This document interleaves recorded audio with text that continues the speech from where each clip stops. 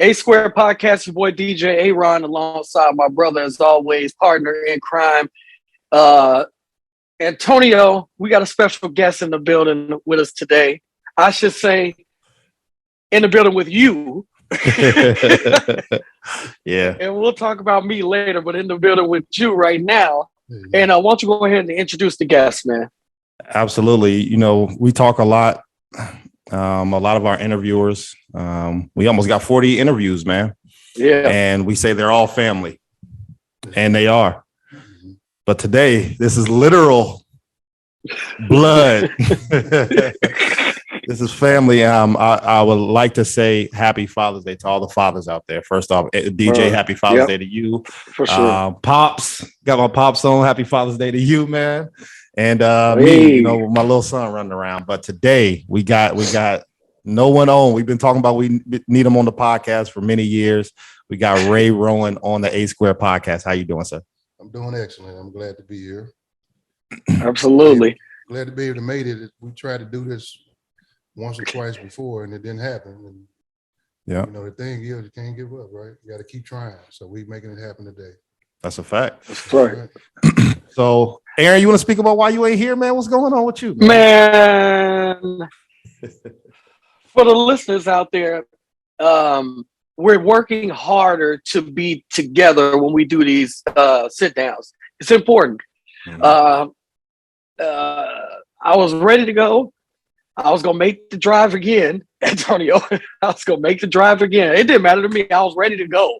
Right. And I woke up morning a few days ago, and I was colder than Antarctica, bro. I was cold. I was hot.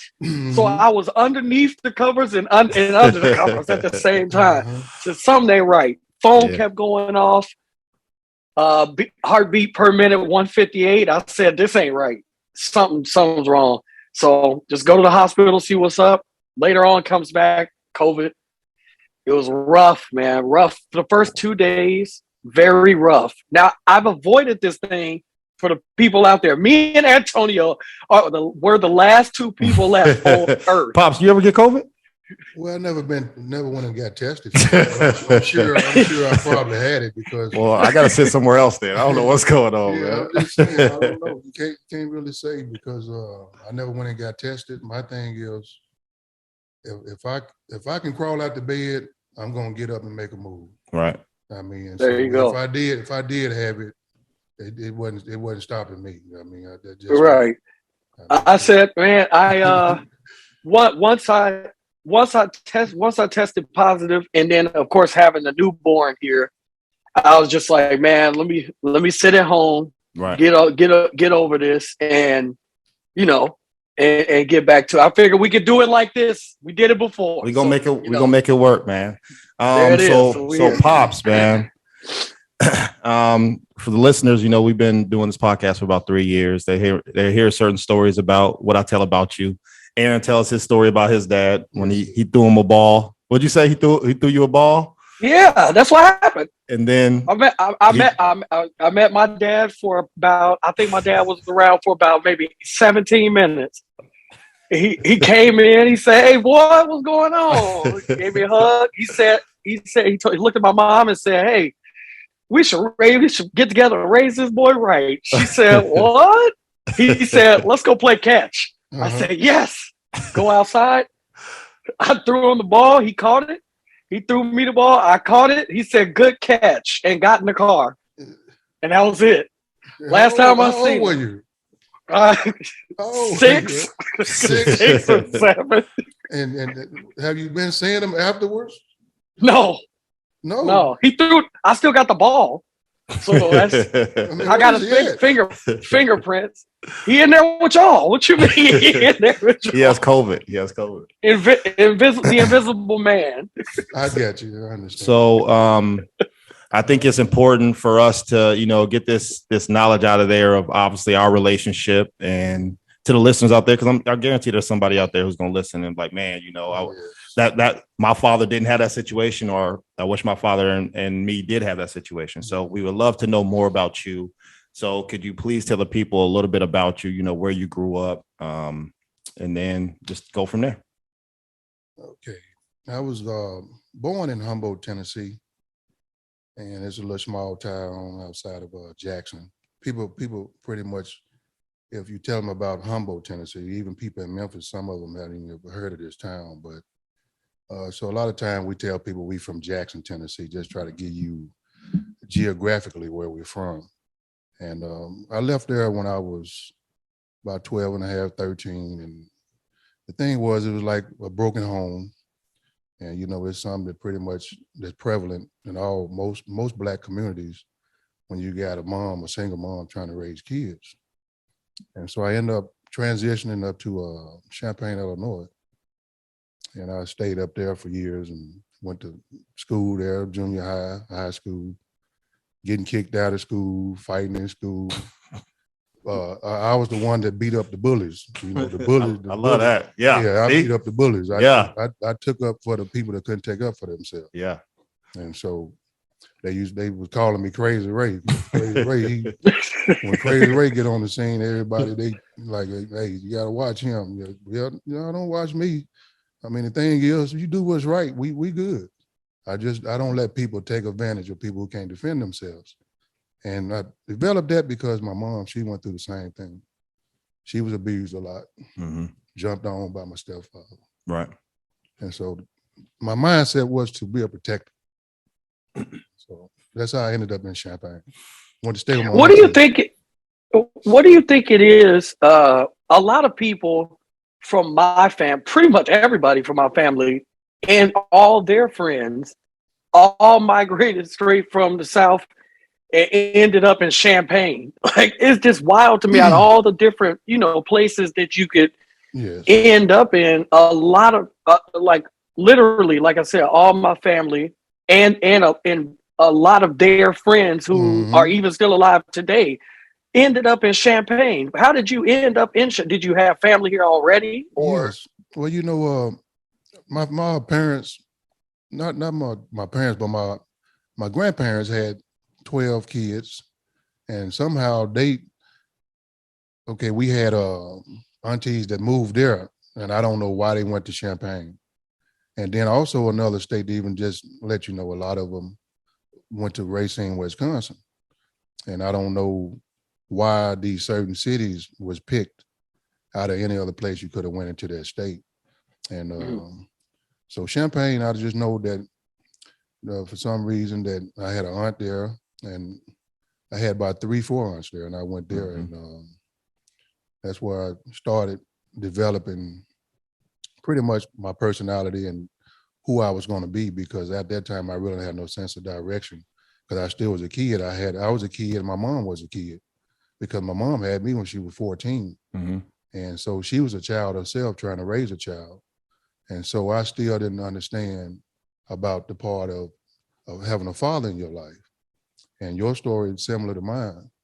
And my father, he never was in my life either. And I met him a couple of times, and the thing is, one time I've seen my father, and he was headed to this place where they hang out. It's like where they go clubbing and stuff. And we always, as kids, we'd be out playing baseball and stuff, and basketball and football. And I was one of the ones that pretty much was the better athlete out of everybody, and pretty much everyone looked up to me. The kids did, and they expected me to go farther in life or be one of the ones to make it. And I was just, one day my father, he come through there. Even the kids, "Ray, there go your dad." And so my dad, I tried to go talk to him, and this Negro, he started throwing rocks at me, telling me to get away from him, my own father. And that's the image that is sketched into my mind for the rest of my life. And I understand what you're saying about your father. You'll never forget that. I mean, you won't. I mean, it's a mental scar that cannot be healed.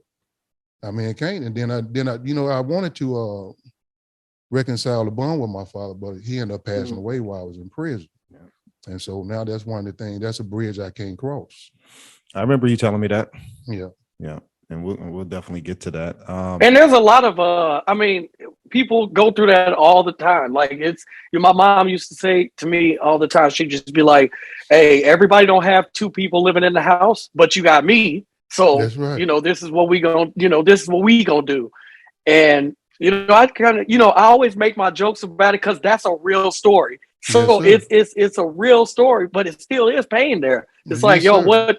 what did I do? And then not to mention when you have multiple kids and they're kind of sort of in the area, but I don't know them. You know what I'm saying? Like I don't know anybody.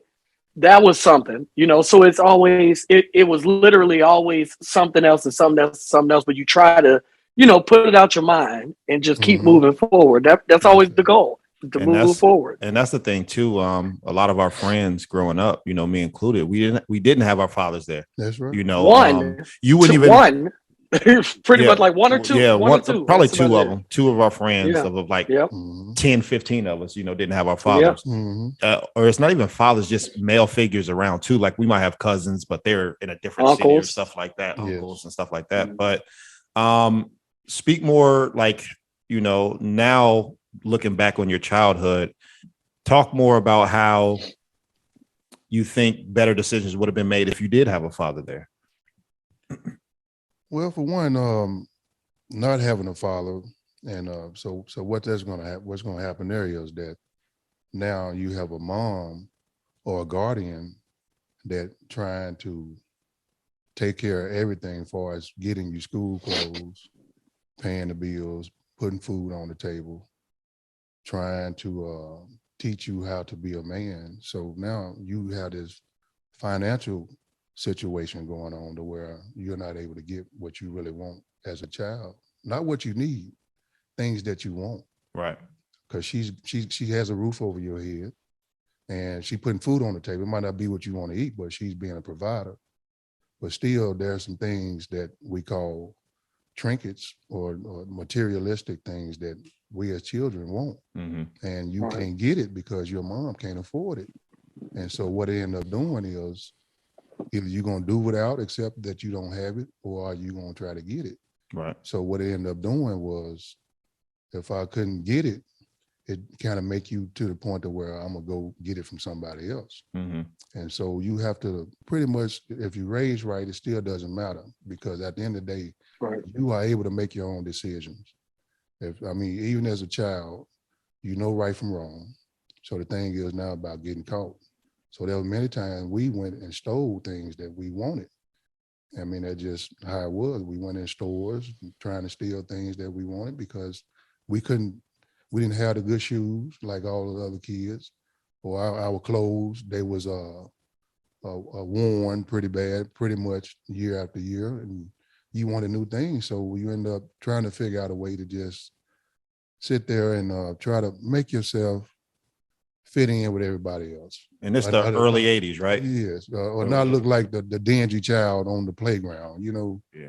And so, You didn't steal no tie-dye or nothing, did you, Pops? no, Making sure, bro. At least we was make it worth it. You know what I'm saying? Like, yeah, but still, y'all, you probably remember. But back then, they had these shoes, buddies and stuff buddies. like that. Okay. Yeah, buddies. Yeah. Yeah, and different brand. All Stars was a good shoe back then. Mm-hmm. You remember All Stars? You might. I do. Yeah, and Nikes was just now forming and all that stuff too. yeah. So you just trying to look nice, impress, the girls. That's what we do a lot of times. You're just trying to impress the opposite sex. Well, shout out to my grandma first off. Mhm. I love Word. her. And then speaking of girls, so Hey. let's get to it. Tell me about the time you met my mom, man. Tell me about that. Well, I met your mom. It was like at a playground over in the projects, Lakeside Terrace. You remember that? Mm-hmm. Yep. Okay, Lakeside Terrace, where we met over there, and we had all these different areas we used to go to, and once kids coming in a town, or you got the Twin City, Right. So pretty much you ride on the other side of town, you ain't got no business over there. What you doing over here? You better know somebody, or it's going down, or you can't come over here. Mm-hmm. But over time, you meet people and you bond and you look past that. And Antonio's mom, she was the only child and continued to be the only child. Yep, yeah. And so she was pretty much, her mom did her best to try to keep her in the house. But girls gonna be girls. If they want to get out that house, they're gonna find a way to get out there. So I met her. You should be telling. I'm glad you're telling me this now with my daughter, like, because she 5 months. Yeah. She 5 months, and I'm thinking of ways to be like, lock her up. You feel me? I mean, if it's in you, you gonna figure out a way to accomplish whatever's in the heart. I know. Man. It's just so yeah. You gonna not try to hold them too much in the house. And like they say, the worst children are the preacher's children. The preacher is supposed to be the one that holy endowed and supposed to be the one to have his kids in the direct line, but still even the preacher's children end up doing things that is not, deemed to be respectable to a certain level. So his mom, we go over there and shoot basketball and stuff. And his mom used to just come out and try to go to the playground. And that's how I met his mom. We was over there. We had some guys from Champaign side. We went over there. We rode our bikes over there to Urbana and played ball over there. And that's how I met his mom. So we're gonna fast forward to how I got here. Go fast forward to that. So you brought up though that your mom, my grandmother, had you at 14. Yes. Now you and my mom had me at 16. Shout out to my mom, shout out to her mom, which is my grandma too. Shout out to the whole family, man. Yeah. So talk us through obviously finding out, that my mom is pregnant, that you're going to have your first kid, your son, and then tell the people how I got my name, Antonio. Well, finding out that, when you're kids, you're having sex, unprotected sex, and you don't think about the consequences of having a child, things like that. You just know that you're in a relationship. And these one of the things that happens with unprotected sex. And parents don't want to too much talk to their kids about it. Hey, this is, okay, I know you have a boyfriend, and so I just want to make you mindful of what can happen. And because sooner or later, you're going to sneak around, start sleeping together. That's what relationships are. Even like we have a 13, 14-year-old child that's a girl. Mm-hmm. We know if she get a boyfriend, what everybody say, what's on boy's mind? Only one thing, right? Right. That's so, yeah. Movies. Okay, so once you allow them to have this boyfriend, so now you got to pretty much already know what you got to do to keep an eye on them, or try to say, hey, look, if you're going to be having, because they're going to sneak and do it if that's what they want to do. Right. Let's be realistic about it. You can pray about it or whatever you want to do, but just thinking and being honest, it's going to end up happening sooner or later. There's going to be some sex going on. It's natural. It's natural. And so we end up getting Antonio, and really, it wasn't to the point to where everybody was like, well, dang, Tammy didn't get pregnant. We didn't know anything about it if they was saying it, but I mean, I was excited about it, and Tammy was excited about it, and her mom was excited about it. And we was proud to be able to, some parents were like, well, I'm not going to let my baby have no child because it's going to mess her up for us trying to go to school. And they're not married. We're going to make her get an abortion. So that was never an idea. No, we're going to bring Antonio in this world. We're going to deal with it. I mean, that was our mindset. And so we thankful that. Hey, I appreciate that. Yeah. So, this podcast wouldn't be here. I appreciate that. Excuse me. Yes.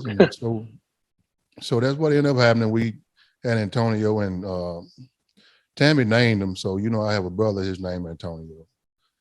And so we was going to name him Ray, but we won't, I guess, sometimes you want your child to establish their own identity. Don't make them a junior, or don't make them the third, because now what you're doing is, if you have a child that's a junior or a third, and people out in society that knows the father or the grandfather, they don't know this child. So what they're going to do, they're gonna tie this child to the past of the other people.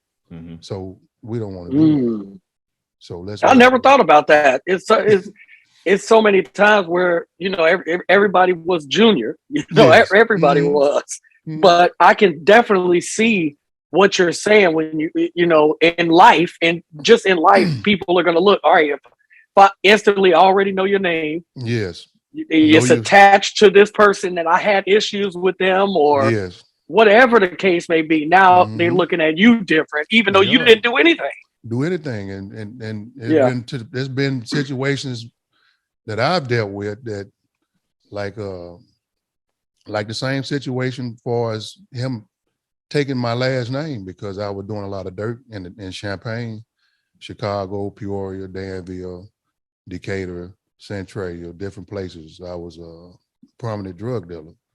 And so when I end up, going and getting off in trouble, we don't want Antonio or Rayana, but we still end up giving Rayana my last name, but we didn't want to, pretty much him being a boy, we didn't want people to associate him with his father, because now what they're gonna do is they're gonna judge him and don't even know this child, or figure out a way to hold him back because his dad, that's Antonio Ray is his dad.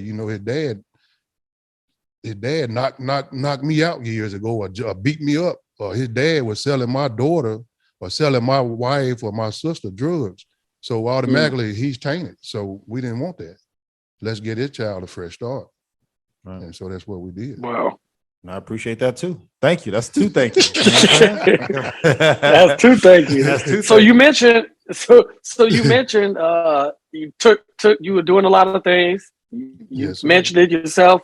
You were selling drugs and whatnot. So I guess my question would be, what was the lifestyle of that like for you? Because everybody's lifestyle in that is different. What was it like for you? I mean, what you mean? What was the lifestyle? I mean, what was my what was I chasing? Yeah, like what was you chasing? Well, everybody, when you're growing up in poverty, I mean, you want to chase,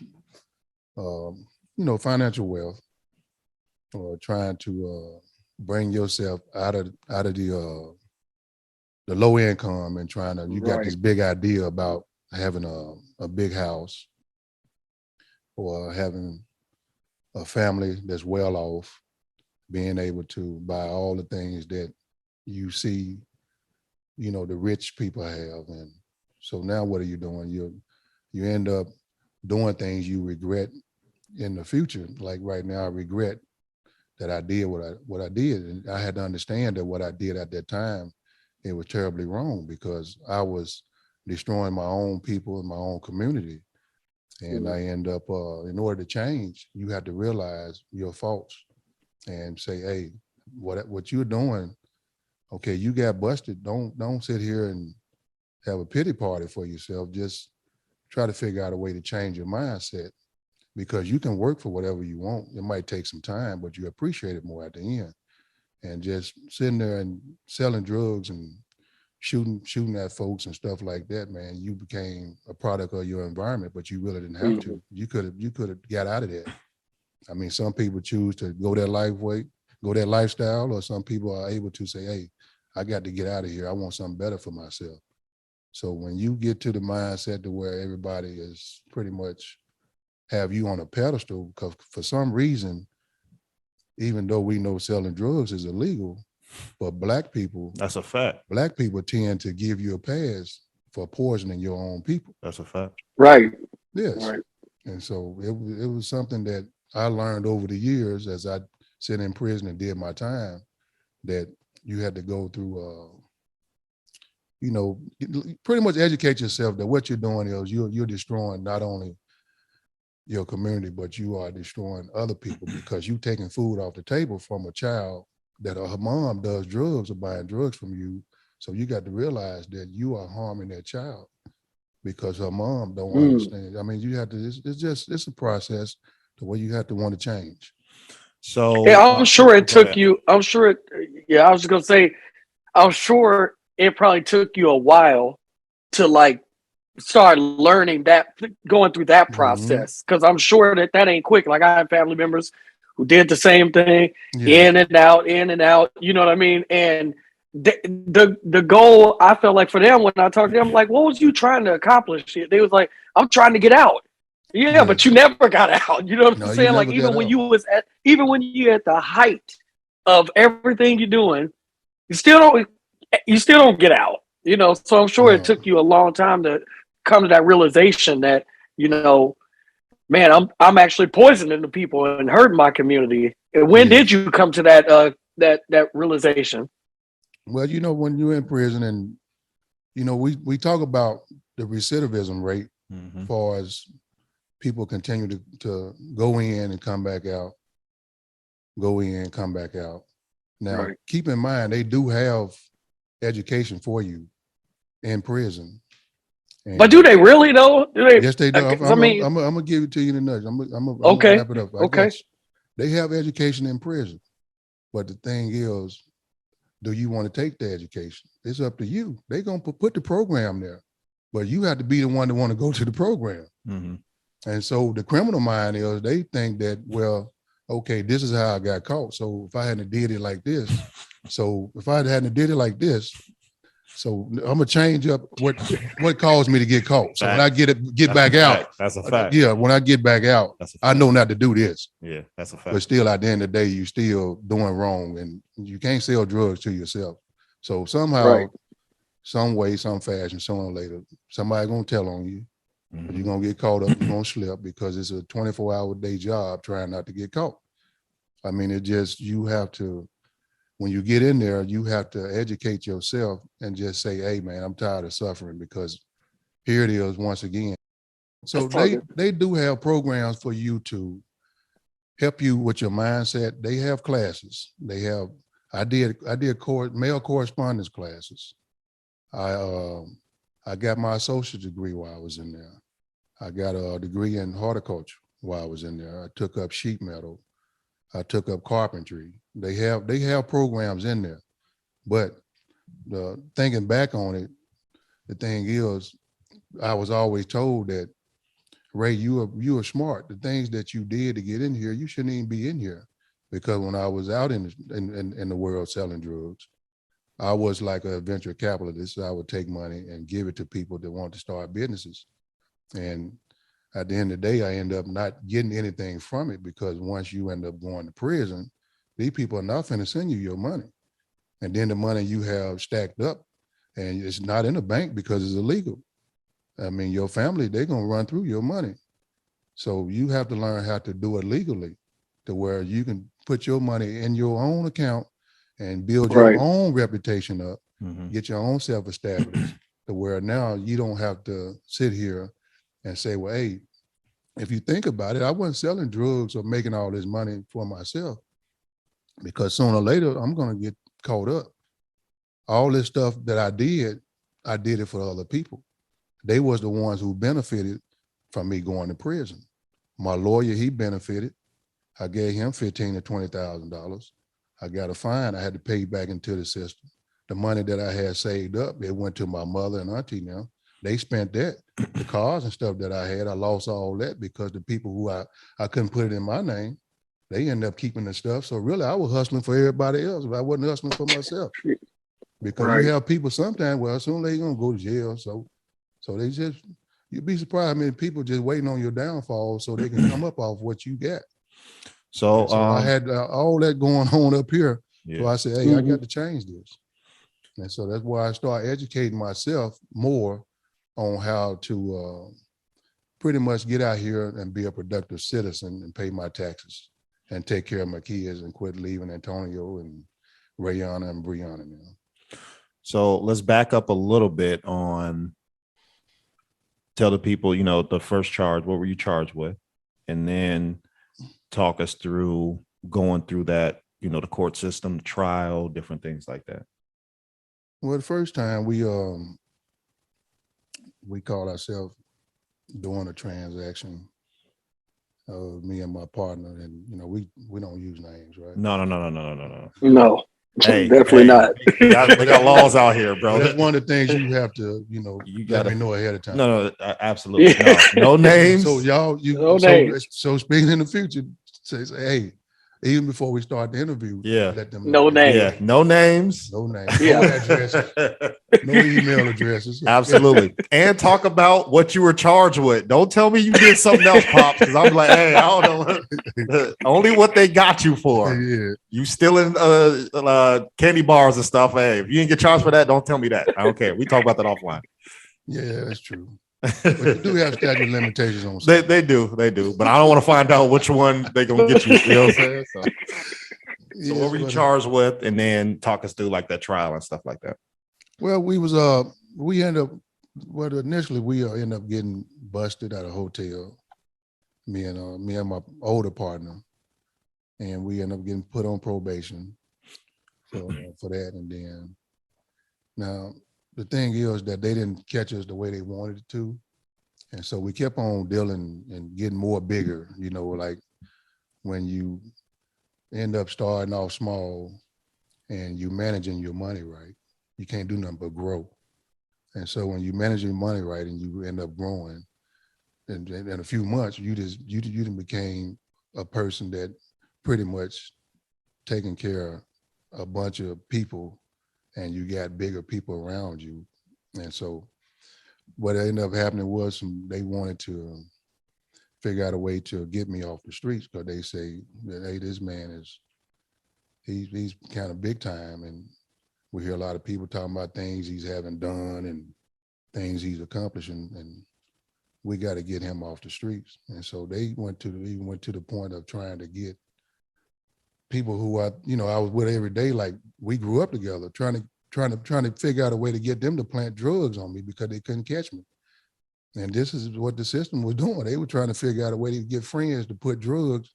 Like if they get caught up doing something, get caught stealing out the store or whatever, do you know so-and-so, so-and-so? Well, what would you do to help us get them off the street? We can make this case go away. I found this out years later that, like they say, you got good cops, you got bad cops. Sometimes the city just try to do what they can to get people out the way to protect the community. Right. If you can't catch them the right way, let's try to get them the wrong way. But we got to get rid of this guy. And so that's what ended up happening. They had a guy that was like a little brother to me. Had him. We delivered to another close friend of ours that was fighting the case, and he ended up setting me up. And so we end up going to trial.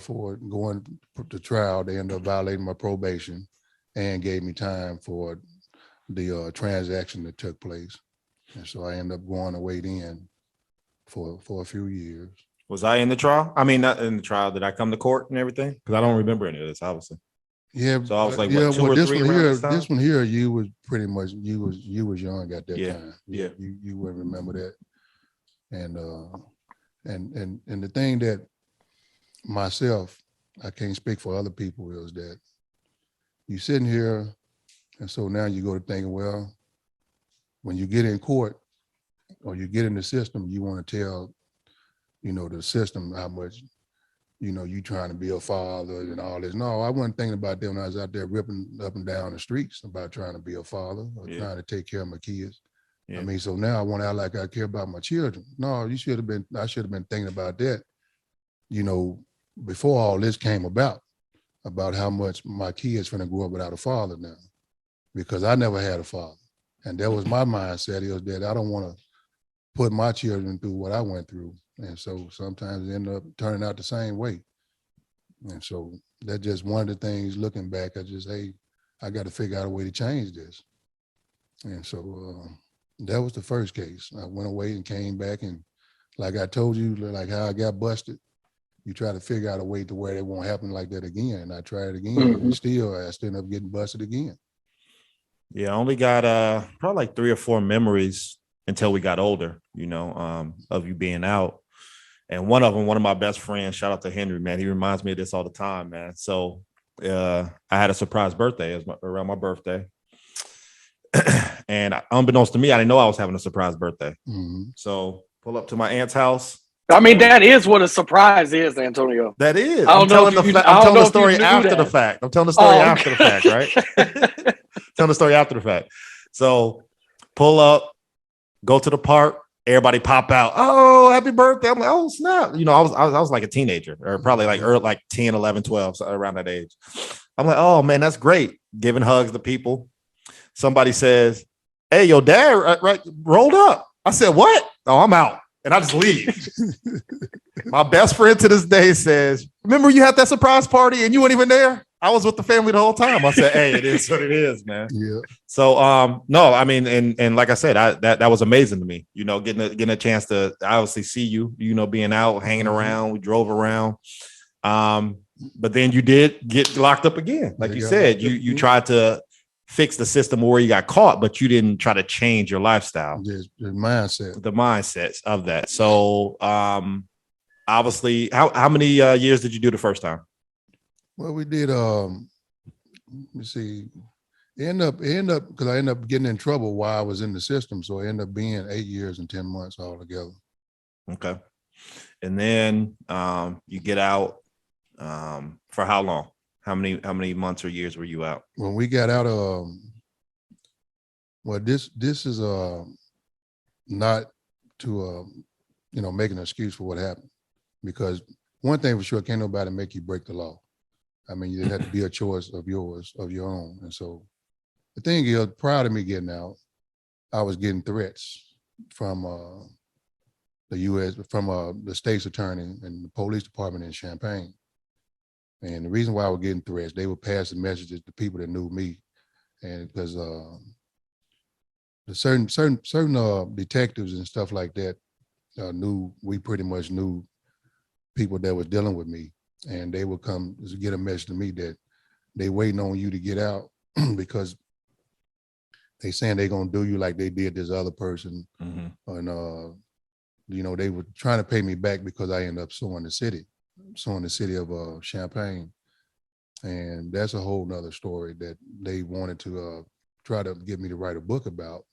But I mean, it's a lot of twists and turns with this situation, because it ended up being to the point to where when I got caught up in the early 90s, and the lawyer that I had at that time, he was real cool with the state's attorney. And I sent my girlfriend at that time to pay my lawyer, and my lawyer, he was fascinated with my girlfriend, and he tried to hit on her. And so, make a long story short, he was friends with the state's attorney, and so he asked my girlfriend, pretty much, he propositioned her, and she came back and told me. And I said, well, what you gonna do? What you gonna do? She said, well, I'm gonna do what I gotta do to get you out. I said, well, if you're gonna do something with this man or whatever, and make sure you record it. So we ended up recording. She recorded pretty much what happened. He wanted a sexual favor from my girlfriend.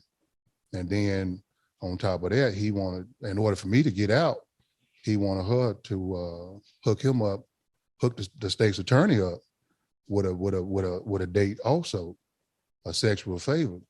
And so this was a big case in Champaign. Oh, this is wow. And so this is a movie right here. Hold on.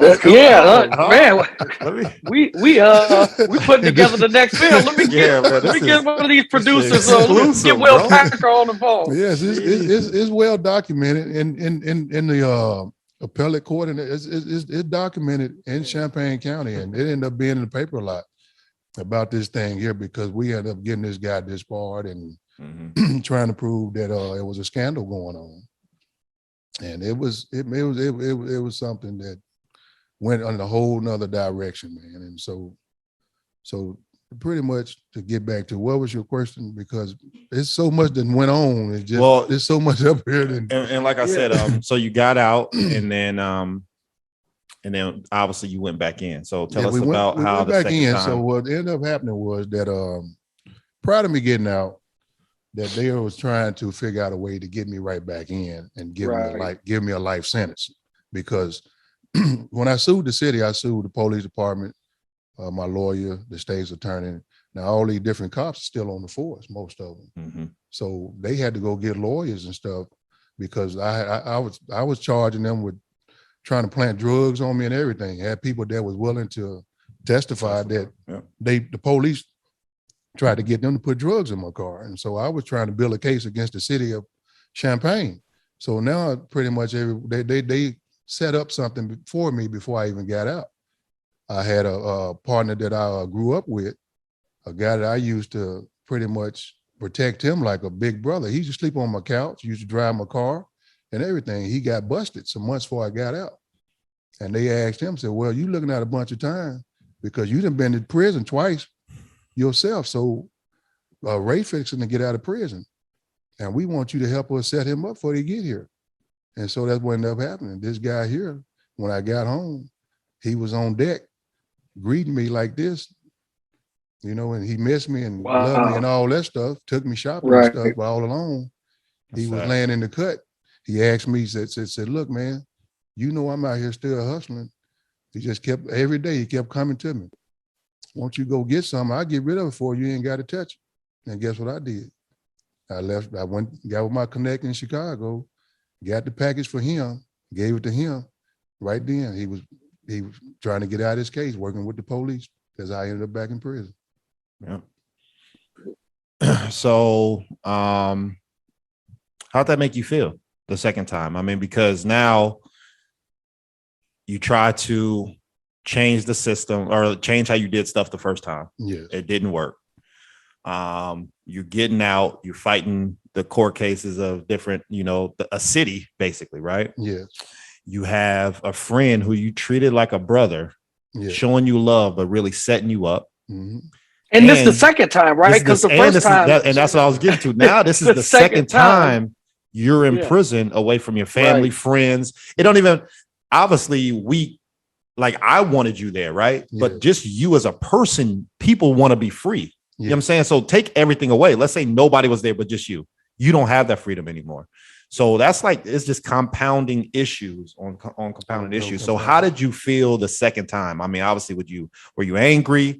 Were you upset? Did you feel like you should have did something different? Like, you know, talk us through your mindset at that time. And did you know that he set you up, or is it something that you found out years later too? No, I found out right then.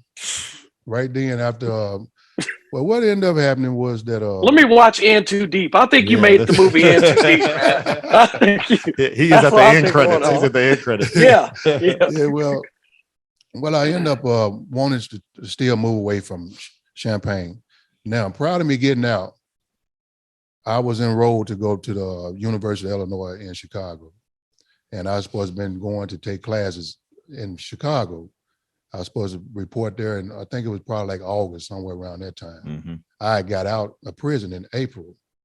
And so now, me coming to Champaign, because at that time, I didn't have nowhere to stay. If I paroled to Chicago, I had nowhere to go. So I had my circle, this big circle that I grew up with in Champaign. So I ended up paroling to one of my friends' house there. So that's why I ended up back in Champaign. Mm-hmm. And so the thing is that once I got there, and all these guys that you grew up with, you think you have this trust, and really this trust that I gave in to was the ultimate betrayal, because this guy here was someone I would have laid my life down for. Right. I mean, because I'm loyal to a fault. And that's been one of the things in treatment that they taught me, is that I'm too loyal to people. I'm loyal to the fact I would, give my life up for a friend. And it wasn't the case with this guy. So I felt not only betrayed, I was deeply hurt. Mm-hmm. I was hurt.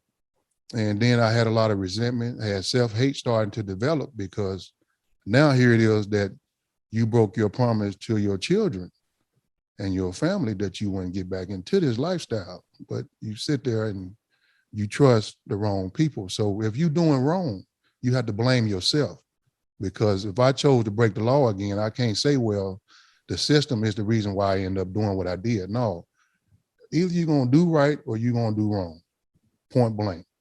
There's no trying to do a couple moves and get some money and stuff like that. Right. Just don't do it. Blame yourself.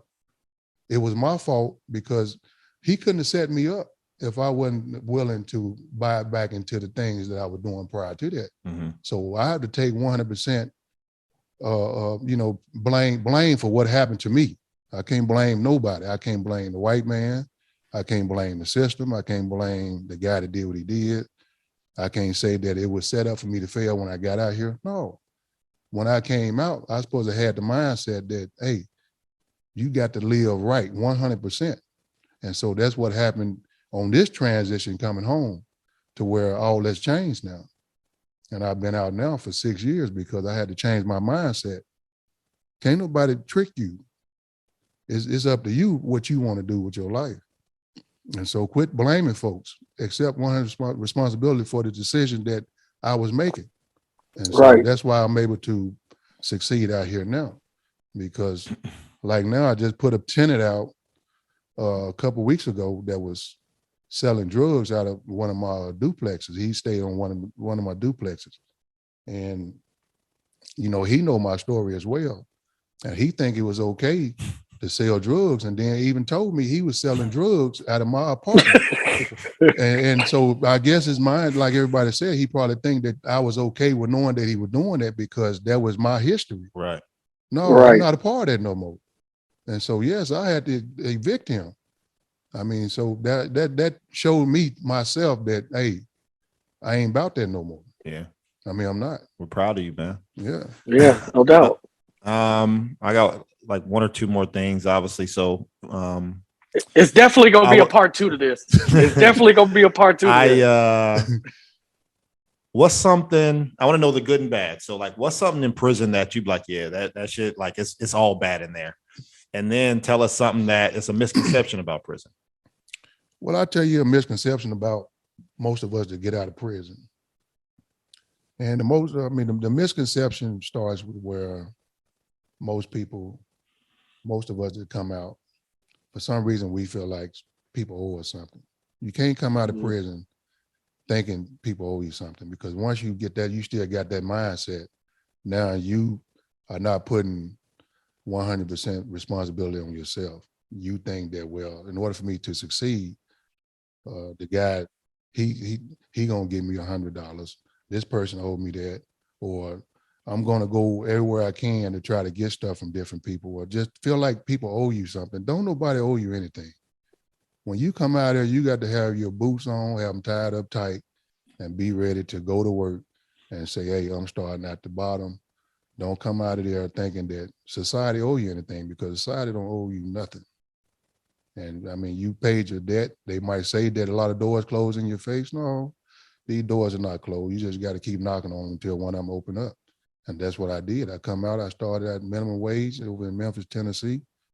Got me a job while I was in the halfway house, making $7.25 an hour, and stayed with that job. You can't come out of there saying, well, I'm looking for a particular job. No, if you ain't got no job skills, or you ain't been out here working for years and stuff like that, why you think these people gonna put you at a certain job, or how you even have the mindset to say, hey, I want to do something in particular? No, you're looking for an excuse not to work. Mm-hmm. Just go find any job just to get yourself in the habit of going to work until you able to find where you want to go. But when you come out of there, don't come out of there thinking that society owe you something, or somebody owe you a handout, because they don't. And then what's something that is real? Like, could it be like obviously the gangs, the politics, the food, the fights, the solitary confinement? What's something that you'd be like, yeah, it's not a place to be, man? Well, one thing that like I was sharing with some guys at my job, and they're in the gangs, and so the gangs seem like for some reason you tend to you go deeper into being loyal to when you get yourself in a gang. If you go in prison, it seems like now you really did what you call deep into it. Yeah. Because now when you come out of prison, it seems like that hey, he just got out of prison, and you meet people who's in these certain positions in the gang, just like from the president of the United States on down to the county level. It's the same way like that in the gang system. You got the guy that's really the president is the king of the United States. We just call him the president. Mhm. So even in the Right. gang, they have a hierarchy scale, and it starts with who's over the gang, and it breaks down into branches all the way down to the foot soldiers. But when you in prison or come out of prison and you went in there and you then did, there was some reason we give guys or women, we give them more props or more respect when they didn't went to prison and come back out. Some reason we hold them on a different level. And so what you have to do is realize that these gangs are real. And when you decide that when you go in there, are you going to try to change yourself, or are you going to get more deep into your game? And so when I got in there, I end up still doing crime in prison on my first bit. I'm in prison still doing crime. Mhm. And so the mindset hasn't changed. And Did you so, feel like you had to? Did you feel like you had to do that because now you're going into a situation where you might not know anybody? So now you feel like, did you feel like you had to prove like, no, I'm not, saying one of them. I'm out here. Is that what kind of led you to do it, or? Well, it's not that you had to prove yourself. It's that when you get in there, it just seemed like even if I've never met Antonio or met you before, but once you take an oath to something, or you say, hey, I'm in this particular game, what you is, y'all brothers, but you're just not meeting for the first time. Correct. So Right. there's strength in numbers. Mhm. So whatever set we claiming when we get in there, I mean, hey, this is us. And so people respect you. These gangs, they're clicked up. And it's about strength Right. in numbers when you get in there. I mean, the white guys, they had their gangs, the blacks, the Mexicans, the Puerto Ricans, the Haitians. I mean, everybody, they're just clicked up in gangs. And some gangs had different ethnic groups in there. And so for some reason, you're gonna bind together and try to figure out a way to where everybody can make it home safe. Yeah, I mean, it just Now, seemed now here's the thing. Now, what if you go in and you're not a part of a gang? You're not a part of none of that stuff.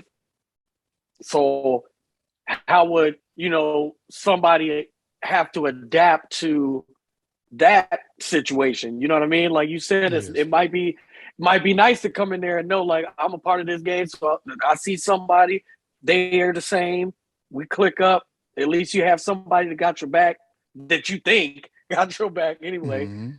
versus somebody who coming in there and it's just And, them. and you have some people come in there and end up saying, well, hey, they see all this chaos going on. And so now people that's in gangs pressing these guys that's not in the gang.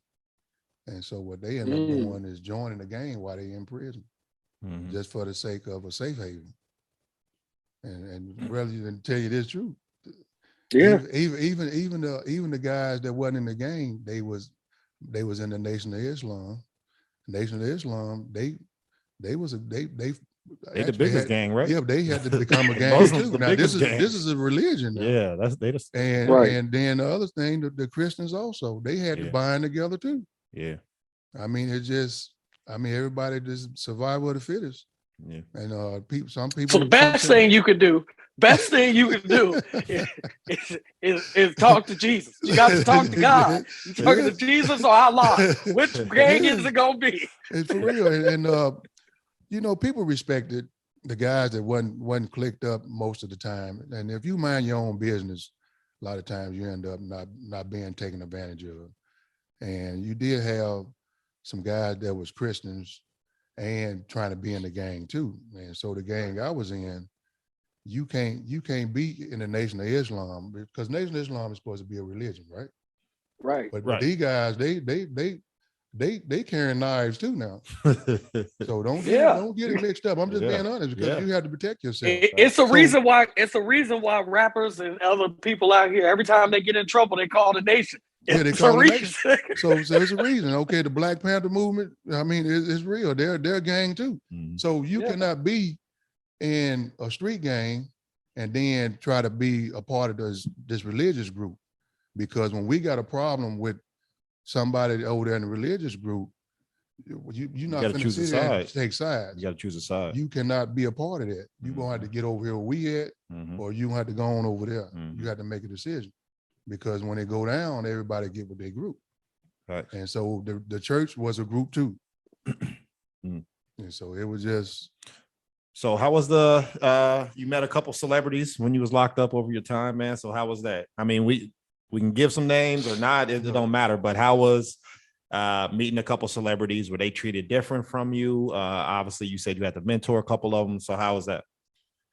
Well, it kind of made me feel like, it made me feel better as a person, because if you own a compound with 2,000 inmates, and out of the 2,000 inmates, someone pairs you up, you have a prominent person that's into the industry, or well-known or famous. Out of all those inmates, they choose you to put this person with, to try to, teach them about, prison, try to keep them level-headed, not to get in more trouble while they're in there. And so it made me say, well, hey, I was doing some things this second go around to where people on the outside seeing that I was a different person in a positive way. And so that made me feel pretty much humble as a person to say, well, hey, I am changing mentally, changing my mindset of trying to sit here and continue to be a criminal, because I was trying to get away from that. Okay. So how many years did you do total? Well, the second time I did 16 and a half years. Right. Plus the 8, right? Yeah. And So it's like 24, yeah. 25 years. Yes. How, because I got a story, I'm not going to tell it, but how was the technology and everything when you got out, man? Like what's changed? Because you went in the 80s. The late 80s. Late 80s. Well, the early 90s all the way to and you got out when? We got out 2016. Yeah. So 2016. That's a long time. Yes. From the 90s to 2016. So there wasn't no Mark Zuckerberg, Facebooks, all these iPhones. No, technology is crazy now. So how was that coming out of prison and just seeing how the world's changed? Well, one of the things was coming out, and pretty much the cars were still the same as far as the technology. All you got to do is give it gas and still steer the car. Mm-hmm. But with the tablets and the iPhones and things of that nature, I had a lot of problems with them, because for one, trying to get into the phone. I ain't know how to get into the phone. And that's when, when my son picked me up. Yeah, I took you to get a phone. Yeah, I still got the same phone number that my son got for me when I first come home. Still got the same phone number. We go in, it's a plethora of phones, right? Yes. And me, I'd be like, man, I can get him the newest hot phone. But I'm like, bro, he don't know nothing between the cricket phone and the iPhone, bro. So let me get him something basic, just in case he lose it or break it or something like that. We can replace it. So yeah. And the thing is, just kept losing them, losing them and breaking them. Yeah. There was a situation one time where, my wife at this time, she was my girlfriend, and you end up not knowing the different things on texting and stuff, and you texting my girlfriend at that time, you texting her other messages that you're supposed to send to another girl. It's just all stuff like that. It's just a big old mess of not knowing what to do with a phone. Yeah, man. I said, go get your eyes checked, man. What's going on over here, bro? The name right there. We in the moment, though. You're in the moment. Yeah, wow. You're in the moment. Like I said, I got one more thing, and then DJ, if you got anything else, but I definitely want to tell you, man, I'm very proud of you so far, man. I mean, you've changed a lot. Same thing, which I'll tell the listeners on there too, is what I told you. When you got out of prison, I was older, bro. I was damn near 30 or something like that, right? Yes. So I said, my life when I needed you, for 30 years, yes, I still need you now, but my life has been successful so far. Yes, sir. I said, I'm good, mm-hmm. but my son needs you. Yes. Be in his life. So how was that hanging out with my son, Aiden, man? He got unlimited energy. So how was that being a grandfather now and having multiple kids? You're married now. So talk to the listeners out there about how your life has changed so far. Well, dealing with the family situation, like with your son, what you do is you try to make up for lost time. And being a grandfather now, and the mistakes I made, and my kids, they tell me, they say, Pops, we want to move forward, with our life and your life. We know the past, what didn't happen, but we gonna move past that. We didn't made it through that. You here today. Let's start here fresh and Right. just go from there. Let's not keep reverting back to the past or regressing to the past. That stuff, I'm here for you. Because at that point, he was more like, when I came home, he was trying to protect me, than me being a father trying to protect him. So now he's to the point to where he's tired of losing his father. Mhm. And so now he wanted to pretty much get me to bond with his son, because that's why he doing it. He taking good care of Aiden and wanted to be in Aiden life, because he missed out on having his father. Mhm. And so the thing is that, hey, I want to be better than my father. I want to be better than my mother. That's right. And fathers and mothers should want their kids to be better than them. And so my kids, they are better than what I was at that age, and compared to what they are now. They're 100 times better than what I was as a father. And so I'm proud of my children. They're all taking care of their kids. Appreciate that. They really are. They're taking care of their kids. They're not making stupid decisions that would sacrifice them being extracted out of their life. And he's doing a wonderful job taking care of his son. And my grandson is that, they do things and you don't want to chastise children. And I try to let him handle that part. I just try to let children be children. And it's kind of hard to do that, because me and my wife, we have 6 children. And it's kind of hard to let children be children, because you can easily get aggravated. And so what I'm doing now is just pretty much still taking in. I still have some mental issues going on with being incarcerated that long. And, Yeah. I try not to let that hold me back, or try to sit there and, try to think of all the negative stuff. I want to try to stay on the positive. And it took me a long time to learn how to think positive and quit trying to look for the bad in everything. I learned how to look for the good. Even when I'm faced with bad stuff, I still try to think, well, there got to be some good in it. And that's what I do to keep me moving forward. I look for the good in everything that's going on around me. It's not always all Right. bad. Yes. So yeah, I mean, so this was a question that I thought of prior to us sitting down. Out of everything that you've been through, with all the past mistakes, everything's going on, and then you hear the news that your son is going into law enforcement. Yes. Did you have any immediate, or what? I'm sure you probably did have an immediate feeling about it or something. How did you feel? What did you think? Like, what was your feelings on that? Well, when he decided to do that, it was when I was on my second Right. conviction. I had 20 years, and it took some years. And when he told me what he wanted to do about going in law enforcement, there were some things that went through my mind that I didn't share with him. But when I sit down and really thought about it, I want to support my son, and no matter what he's doing. Because one of the things that come through my mind is that he wanted to go into law enforcement, but I mean, I don't know if he knew at that time that the law enforcement, they was at one point trying to illegally put me in jail and pulling me over. They could see my car, and soon they see my car, they busting a U-turn, coming to pull me over. I wasn't speeding or nothing, that just because they knew my car. Mhm. They knew I was a well-known drug dealer, and I was being harassed, and they trying to put wire taps and stuff in different locations and all this stuff. So now here it is. I have a mindset that, why would you want to go into law enforcement to where you know that from my point of view of what your father had been through. And Right. so I did some serious soul searching, and it didn't take me long, probably took a day or two. And I said, hey, this is what you're going to do to feed yourself and feed your children. I'm all for it. I don't care what it is, because at the end of the day, we need some pretty much a system in place to help innocent people make it out here.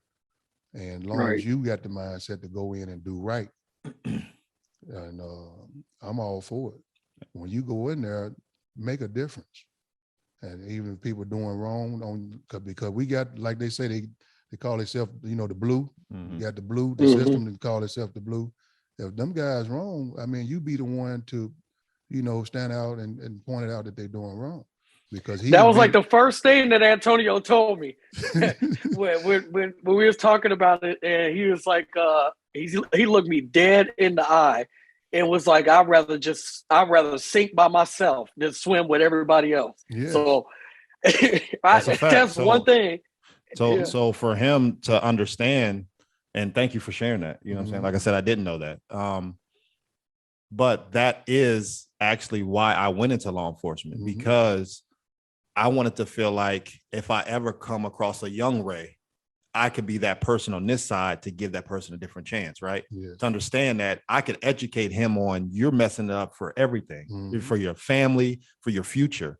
So I hopefully can speak that knowledge into him, like you're going down the wrong path. Let me give you a second chance. So actually, I'm trying to be the gatekeeper bridge, of of that not happening to him and then his kid or daughter or something. You know what I'm saying? So that's essentially why I did go into law enforcement, to be that future whisperer, I guess. So that's why I went into it.